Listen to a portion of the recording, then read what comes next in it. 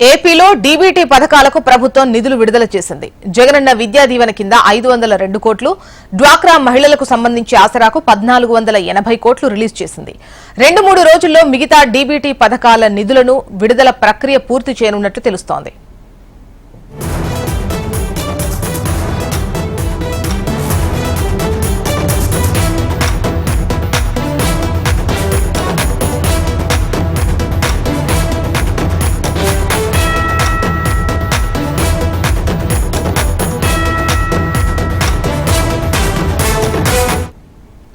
ఏపీలో డీబీటీ పథకాలకు ప్రభుత్వం నిధులు విడుదల చేసింది. జగనన్న విద్యా దీవెన కింద 502 కోట్లు, డ్వాక్రా మహిళలకు సంబంధించి ఆసరాకు 1480 కోట్లు రిలీజ్ చేసింది. 2-3 రోజుల్లో మిగతా డీబీటీ పథకాల నిధులను విడుదల ప్రక్రియ పూర్తి చేయనున్నట్లు తెలుస్తోంది. ఇక మరిన్ని వివరాలు వినయ్ మనకు అందిస్తారు. వినయ్, చెప్పండి, మొత్తం ఇప్పటి వరకు ఎన్ని డీబీటీ ట్రాన్స్ఫర్స్ జరిగాయి, ఇంకా ఎన్ని చేయాల్సి ఉంది?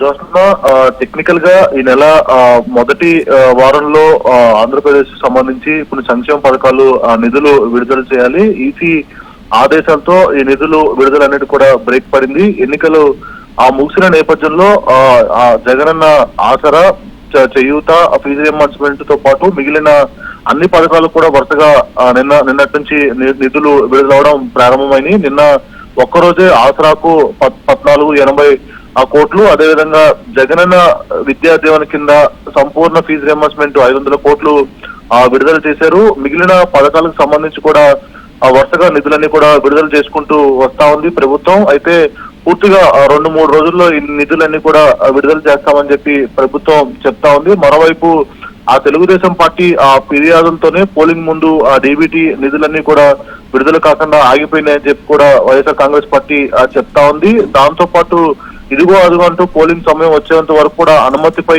ఎటు కేంద్ర రాష్ట్ర ఎన్నికల సంఘం తేల్చలేదంటూ కూడా వైఎస్ఆర్ కాంగ్రెస్ పార్టీ చెప్తా ఉంది. కానీ ఎన్నికలు ముగియడంతో మొత్తం అన్ని పథకాలు కూడా నిధులు విడుదల చేస్తామని చెప్పి కూడా ఆంధ్రప్రదేశ్ ప్రభుత్వం చెప్తా ఉంది. దాంతో పాటు గతంలో ఏదైతే ఈ నెల మొదటి వారంలో విడుదల అవ్వాలి, కానీ ఎన్నికల కమిషన్ అడ్డుకోవడంతో దానికి సంబంధించి కోర్టు దగ్గర నుంచి కూడా అనుమతి తెచ్చామని వైఎస్ఆర్ కాంగ్రెస్ పార్టీ చెప్తా ఉంది. ఇలా ఓవరాల్ గా ఏదైతే సంక్షేమ పథకాలు ఉన్నాయో అట్లన్నిటికీ కూడా ఈ రోజు మొదలుకొని మొత్తం 3 రోజులు మొత్తం పూర్తి స్థాయిలో నిధులన్నీ కూడా బెనిఫిషియరీ అకౌంట్ లో వేస్తామని చెప్పి ఆంధ్రప్రదేశ్ ప్రభుత్వం చెప్తా ఉంది.